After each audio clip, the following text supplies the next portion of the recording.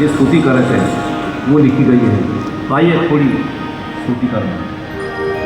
जय जय गिरिवर राज किशोरी, जय जय गिरिवर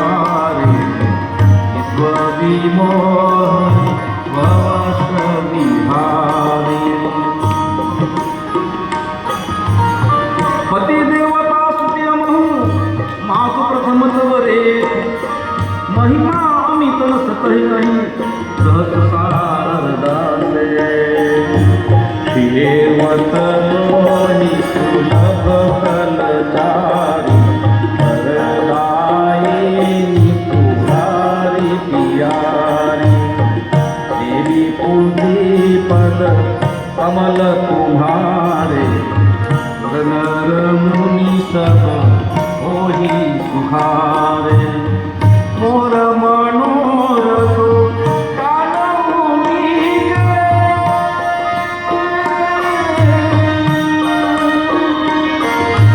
बसहु सदाउर पुर सबहि के इन्हें कारण तेहि हंस कहि चरण गहे बेदेहि हंस कहि चरण गहे बैदेहि हंस कहि चरण गहे बैदेहि।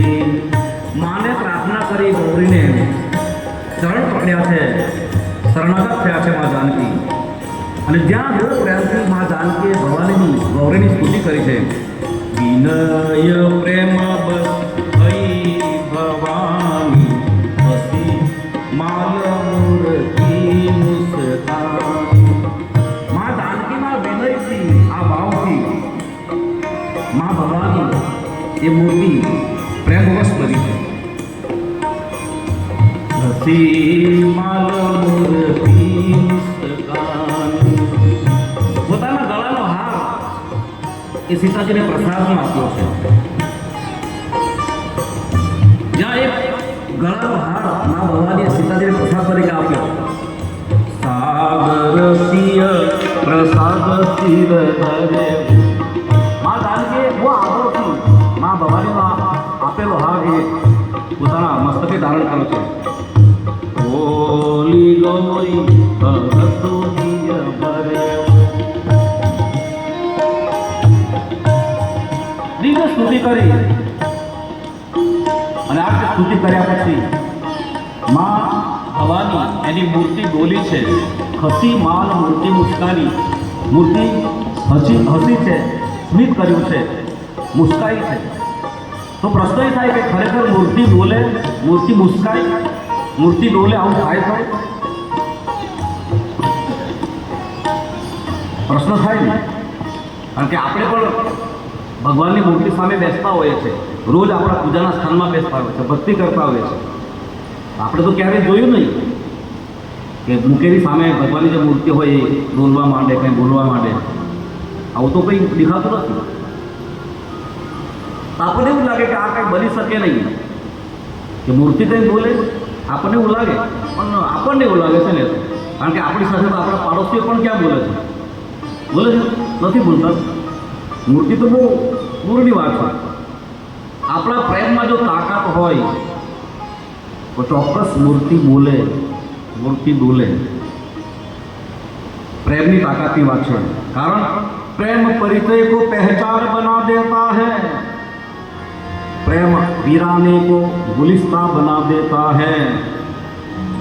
मैं आप बीती कहता हूँ गहरों की नहीं, હું મારા પોતાના અનુભવની વાત કરું છું, બીજાની વાત નથી કરતો। प्रेम इंसान को भगवान बना देता है। प्रेम જે પ્રેમની વાત છે, જે અર્થમાં પ્રેમની વાત છે એ પ્રેમની વાત। પ્રેમ इंसान को भगवान बना देता है। ચોક્કસ મૂર્તિ બોલે। અને જો આ પ્રસંગે મને એક વાત યાદ આવી તો કહું છું, આપણામાં જો પ્રેમની તાકાત હોય તો મૂર્તિ ડોલે, ચોક્કસ ડોલે। અત્યારે આપણે એની કથા થઈ રહી છે, આ વ્યાસપીઠ છે, બિલકુલ માના ખોળામાં આપણે બેઠા છીએ, આપણે બધા જ। કોઈ દંતકથા નથી, કોઈ કપોળકલ્પિત વાત નથી, બિલકુલ બધી હુઈ ઘટના છે। લાંગણના આપણા વિક્રમભાઈ ખૂબ સિરિયસ બીમાર હતા, પ્રકાશભાઈ પિતાલીવાળા બેઠા પણ છે અહીંયા, તેમની સાથે પછી સદભાવના હોસ્પિટલમાં એમને લઈ જવાના હતા, સિરિયસ હતા। અને ત્યારે અહીંયા દર્શન માટે આવ્યા, અને ત્યારે એ વિક્રમભાઈના મિસિસ, એમના ધર્મપત્ની ખૂબ ચિંતામાં હતા, એટલા બધા ચિંતામાં। અને ત્યારે બિલકુલ આ જગ્યાએ આ સ્ટેજની નીચે ઊભા રહી અને આ મા સામે ગદગદિત બન્યા। પ્રેમની શું તાકાત છે, ભાવની શું તાકાત છે એની વાત કરું છું। અને ત્યારે એ એટલા ગદગદિત બન્યા કે હવે મારું શું થશે, આનું શું થશે, કેવું થશે, બધું સંભાળ, એવો ભાવમાં ડૂબ્યા। અને ત્યારે આ આપણી બિલકુલ સામે માં દર્શન આપી રહ્યા છે એ માં, એ પ્રતિમા આમ ગ્રીસ્તની ડોલી છે, ગ્રીસ્તની ડોલી છે। આ અહીંયાની આપણા અહીંયા સાક્ષાત્કારની ઘટના છે, આ મૂર્તિ ડોલી છે, બસ। અને પરિણામ એ આવ્યું, એને એમ થયું કે બસ હાશ, માએ મારી પ્રાર્થના સાંભળી। અને વિક્રમભાઈ બીજા કે ત્રીજા દિવસે પાછા રજા લઈને સ્વસ્થ રીતે ઘરે પહોંચ્યા। આજ સુધી એમને કોઈ બીજો પ્રોબ્લેમ થયો નથી। તો પ્રેમનું પ્રાબલ્ય વધે તો ચોક્કસ મૂર્તિ બોલે। અને આ સ્થાનની મહત્તા વધારવા માટે નથી કહેતો, પણ જે આ ચર્ચા આવી છે એટલા માટે કહું છું કે બિલકુલ આ આપણે જે સ્થાનમાં બેઠા છે, જરૂર છે ફક્ત આપણી સંપૂર્ણ આસ્થાની, આપણા વિશ્વાસની, આપણા ભાવની, આપણા ભરોસાની। બાકી તો प्रेम इंसान को भगवान बना देता है। तो मूर्ति बोले, ચોક્કસ બોલે, જો આપણા પ્રેમનું પ્રાબલ્ય એટલું વધે તો एक बार आजमा के तो देखो, आजमा भी तो जो एक बार करना है नहीं कुछ हमको और बातें करते रहना है, ऐसे काम नहीं चलेगा। शरणागत में भाव तो पकड़ो, एक बार शरणागत होके तो देखो, ચોક્કસ પ્રેમનું પ્રાબલ્ય હોય તો મૂર્તિ બોલે।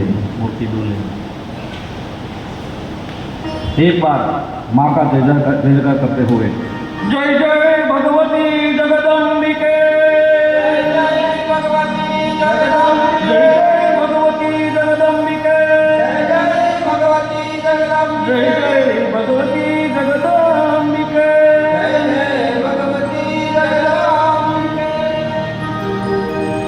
हम भी विक्रमभाई ना धर्मपत्नी जो आ रीते अनुभव प्राप्त करता हो तो આપણે કેમ એનાથી વંચિત રહેવાય। एक बार माँ को भावपूर्वक अर्पण करें कि जगदम्बा शरण माँ राख दे मने। हे माँ, हम सबको भी अपने शरण में ले लो। माँ राख दे मने, तारा भरोसे तू भवानी तार दे मने।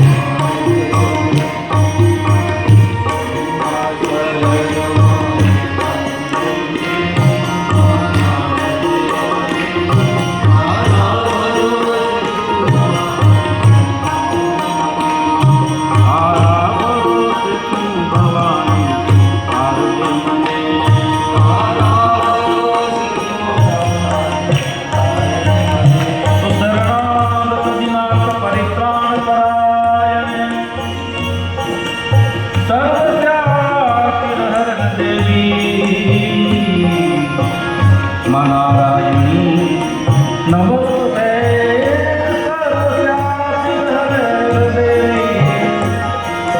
નારાયણી નમોસ્તે.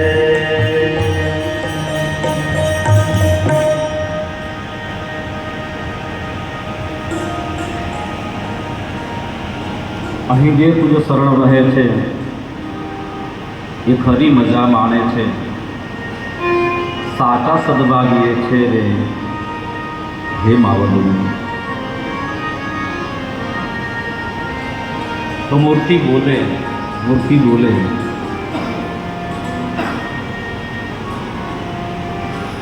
વિનય પ્રેમ બસ ભઈ ભવાની, ખસી માલ મૂર્તિ મુસ્કાની. મૂર્તિ મુસ્કાને લગી છે. સાદર સિંહ પ્રસાદ સિર ધર્યો, માયા તેનો પ્રસાદ પુષ્પનો હારનો પુષ્પમાળાનો મા જાનકીએ પોતાના માથે ધારણ કર્યો છે.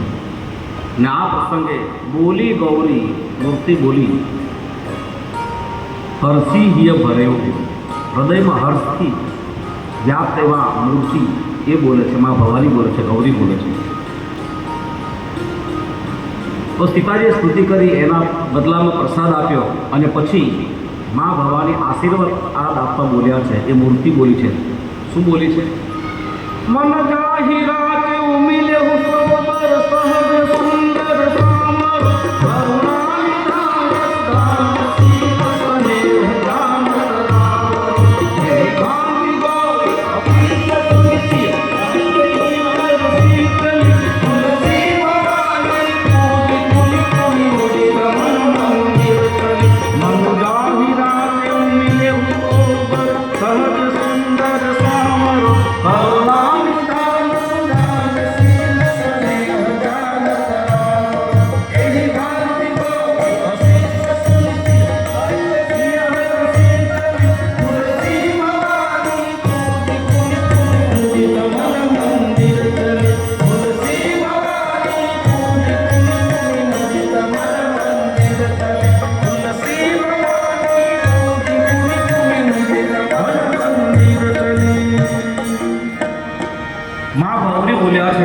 એ મૂર્તિ બોલી છે કે વૈદેહી, તમારા ઘરમાં જે સાંવરો વસી ગયો છે, જે રાજકુમાર, જે કરુણા નિધાન વસી ગયો છે, એ સ્થિર નિધાન રામ તમને જરૂર પ્રાપ્ત થશે. આમ જ્યાં મા ગૌરીએ એ મૂર્તિએ આશીર્વાદ આપ્યા છે, બોલીને આશીર્વાદ આપ્યા છે, અને ત્યારે એ આશીર્વાદનો પ્રત્યાઘાત પડ્યો છે. શું? જાની ગૌરી અનુકૂલ સિય હિય હર સુન જાય કહી. આપણે દર્શન કર્યા, આપણે ભક્તિ કરી, પૂજા કરી, એ સફળ રહી છે કે કેમ? એક કેવી રીતે ખબર પડે? તેનું આ પ્રમાણ છે.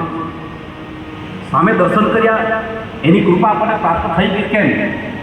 એનું પ્રમાણ છે સિય હિય હર્ષ ન જાય કહી. જ્યારે આપણે ભક્તિ કરતા હોય, દર્શન કરતા હોય, ત્યારે આપણા હૈયામાં હર્ષ ઉછાળા લેતો હોય,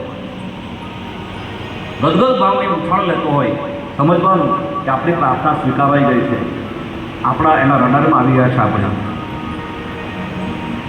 બીજું એ થાય મંજુલ મંગલ મૂલ વામ અંગ ફરકને લાગે, સુકન થવા લાગે સારા સારા.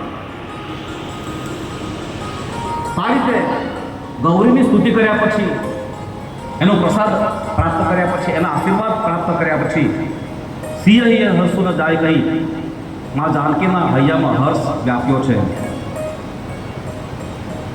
સાથે સાથે મંજુલ મંગલ મૂલ વામ અંગ ફરકન લગે, મા જાનકીનું ડાબુ અંગ ફરકવા લાગે છે. જ્યારે આપણે પૂજા કરતા હોઈએ, કોઈ દર્શન કરતા હોય, ત્યારે સામેથી કૃપા પ્રાપ્ત થઈ કે કેમ એને જાણવા માટે પહેલું જ લક્ષણ છે.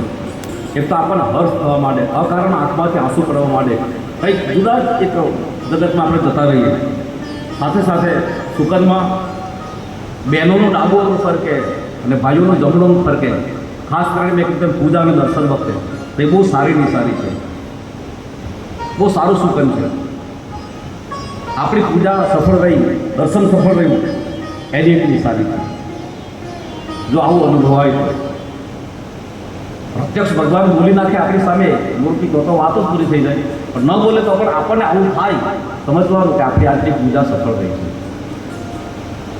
જે આપણે દર્શન ગયા છે તો એ દર્શન આપણું સફળ રહ્યું છે. તો બહેનોનું ડાબું અંગ ફરકે અને ભાઈઓનું જમણું અંગ ફરકે,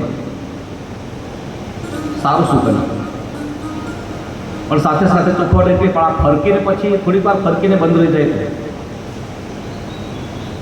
પછી ફરક્યા જ કરે તો પછી ડૉક્ટરને બતાવો. કારણ લોહીનો વિકાર હોઈ શકે, કંઈ ચામડીનો વિકાર હોઈ શકે, પણ થોડીક વાર માટે ફરકીને રહી જાય બહુ સારી નિશાની.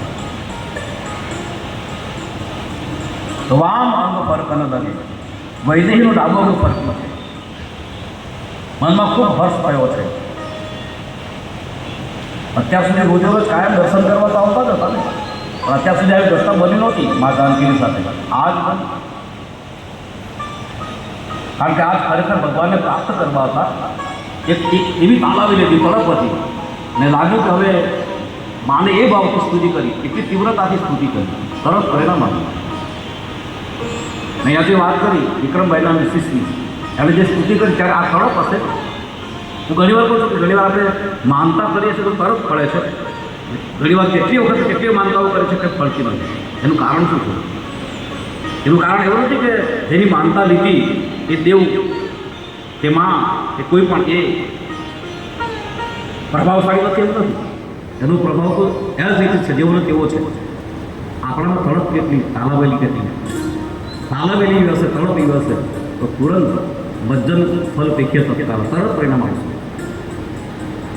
તો બસ આ ભૂમિકાથી સેવા પૂજા દર્શન થવું જોઈએ. જે 5-15 મિનિટ ઘરમાં કાઢીએ છે તો ફોર્માલિટી માટે નહીં, પણ આવા ભાવથી. મેં કાલે પણ થોડી ચર્ચાઓ કરી ત્યારે. તો બસ વામ અંગ ફરક ન લાગે,